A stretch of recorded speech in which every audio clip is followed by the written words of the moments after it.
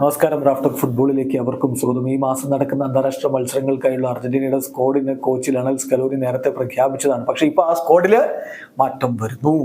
ഒരു താരത്തിന് പരിക്കേറ്റ് പുറത്തുപോയിരിക്കുന്നു. പകരക്കാരനെ ഇപ്പോൾ ഒഫീഷ്യലായിട്ട് തന്നെ അർജന്റീൻ ഫുട്ബോൾ അസോസിയേഷൻ പ്രഖ്യാപിച്ചു കഴിഞ്ഞു.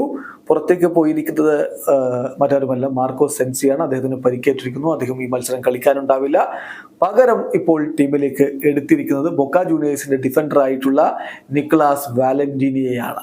ഏതായാലും നിക്കോളാസ് വാലന്റീനിയെ കൂടാതെ ഈ ഡിഫൻസിൽ മറ്റ് താരങ്ങളുമുണ്ട്. ആരൊക്കെയാണ് ഡിഫൻസിലുള്ള മറ്റ് താരങ്ങളെന്ന് നോക്കാം. മറ്റ് 7 ഡിഫൻഡർമാർ കൂടിയുണ്ട്.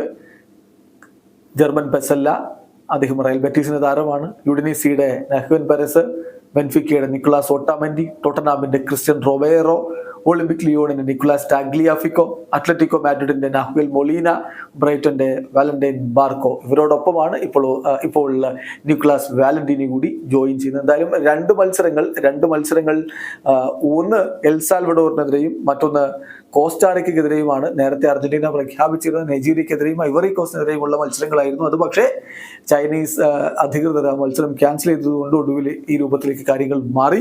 എൽ സാൽവഡോറിനെതിരെ 23-ാം തീയതി രാവിലെ ഇന്ത്യൻ സമയം 6 മണിക്കാണ് അർജന്റീന കളിക്കുന്നതെങ്കിൽ 27-ാം തീയതി രാവിലെ ഇന്ത്യൻ സമയം 8:30 കോസ്റ്റാറിക്കെതിരെയും കളിക്കുന്നു. 2 മത്സരങ്ങളും നടക്കുന്നത് US-ൽ വെച്ചിട്ടാണ്. ഇവിടെ അവസാനിക്കുന്നു. ഫുട്ബോൾ ലോകത്തെ കൂടുതൽ വിശേഷങ്ങളുമായി റാഫ്റ്റോക്സ് എത്താം.